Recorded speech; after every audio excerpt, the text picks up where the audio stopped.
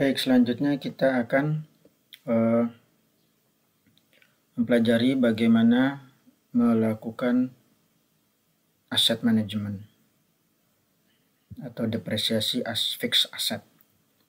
Yang pertama adalah kita dari menu accounting, kemudian kita masuk ke aset kategori. Oke, ini ada aset kategori. Nah, ini kita buat dulu kategori aset ya, kita create. Ini contohnya kita buat kendaraan. Di sini time method ini bisa berdasarkan berapa kali depresiasi atau berdasarkan ending date. Saat ini kita pilih misalkan berdasarkan jumlah depresiasi.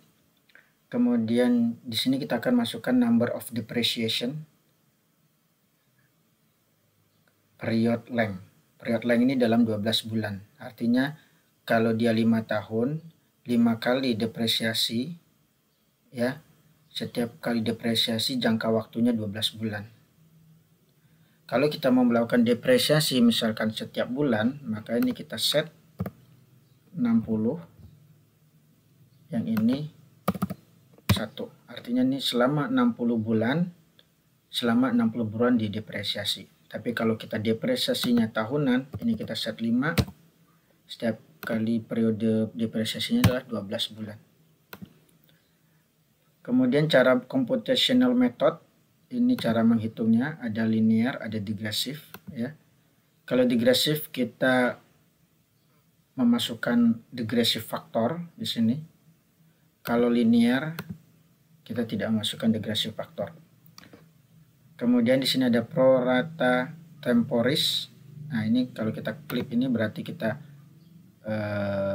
dihitung dari awal tahun. Kalau prorata temporis maka dihitung dari tanggal beli. Skip draft state kalau kita tidak ingin langsung ini. Check this if you want to automatically convert the asset of this category when created invoice. Jadi ketika invoice dibuat, dia langsung confirm aset. Ya. Itu artinya kalau kita tidak mau mengedit lagi terhadap asetnya. Oke. Kemudian yang perlu kita masukkan juga jurnalnya. Ini kita pilih miscellaneous aja. Aset account-nya kendaraan ya. Depreciation account akumulasi penyusutan kendaraan ya. Kemudian depreciation expense account-nya adalah penyusutan kendaraan. Seperti ini settingnya. Kemudian kita save. Oke. Lalu kita mulai masuk ke invoice ya, accounting invoice, supplier invoice. Nah, ini kita create invoice-nya. Keluarkan supplier. Kemudian kita beli misalkan Innova ya. Innova. Ini kita masukin akunnya kendaraan. Kategori kita masukin kendaraan. Kita masukin harganya misalkan 300 juta. Lalu kita save. Kita validate.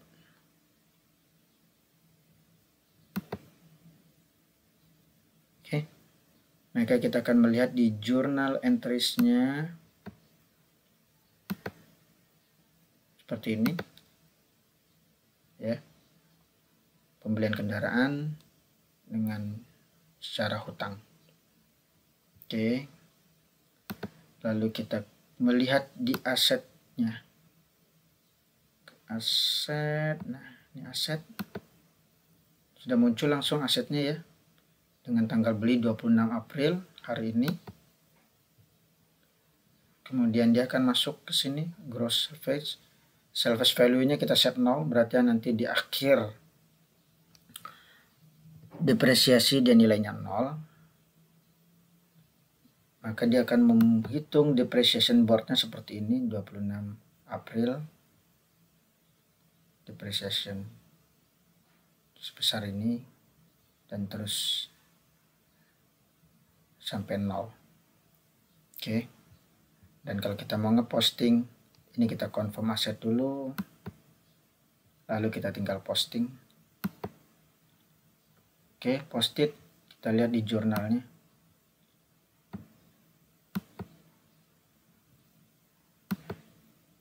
Nah, maka akan muncul jurnal penyusutan kendaraan dan akumulasi penyusutan kendaraan. Ya, demikian cara menggunakan oke, kita pause, lalu kita lihat dulu kecoanya.